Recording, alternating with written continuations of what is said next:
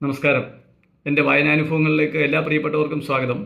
ഇന്ന് ഞാൻ സംസാരിക്കാൻ ആഗ്രഹിക്കുന്നത് മഹാത്മാഗാന്ധി സർവകലാശാലയിലെ പ്രൊഫസറും പ്രമുഖ പണ്ഡിതനുമായ ഡോക്ടർ അജു കെ നാരായണൻ രചിച്ച കാണി കാണും നേരം എന്ന ചലച്ചിത്ര പഠന ഗ്രന്ഥത്തെക്കുറിച്ചാണ്.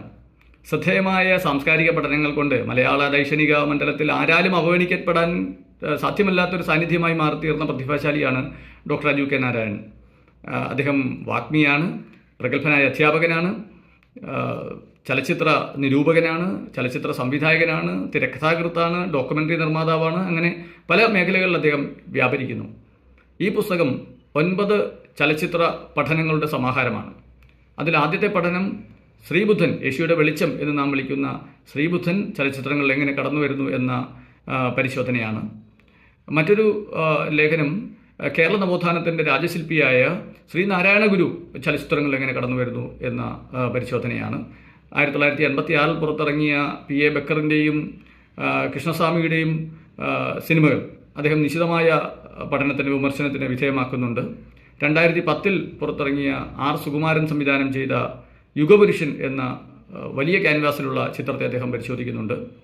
പെൺ സിനിമയുടെ ചരിത്രവും ഉള്ളടക്കവും പരിശോധിക്കുന്ന മറ്റൊരു ലേഖനം ഇതിലുണ്ട്.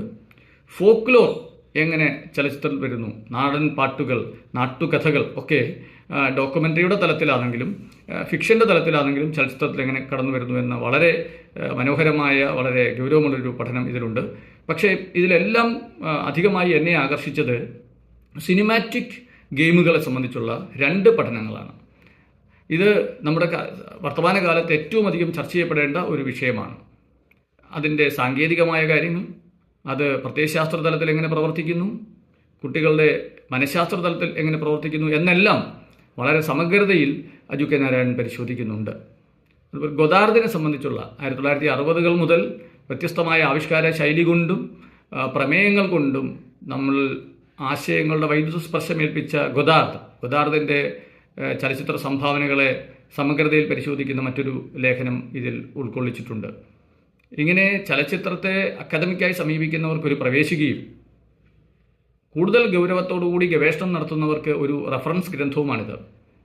ഈ പുസ്തകം ഞാൻ നേരത്തെ പറഞ്ഞതുപോലെ സിനിമയെ ഒരു പ്രത്യയശാസ്ത്ര ഉപാധിയായി കൂടി കാണുന്നു. സൗന്ദര്യശാസ്ത്ര ഉപകരണമാണ്, അല്ലെങ്കിൽ സൗന്ദര്യശാസ്ത്ര ഉൽപ്പന്നമാണ് എന്നതോടൊപ്പം തന്നെ ഇതൊരു പ്രത്യയശാസ്ത്ര ഉപാധിയായി കൂടി അദ്ദേഹം കാണുന്നു. ആ ഒരു കാഴ്ചപ്പാടാണ് ഇതിൽ ഉടനീളം പുലർത്തിയിട്ടുള്ളത്.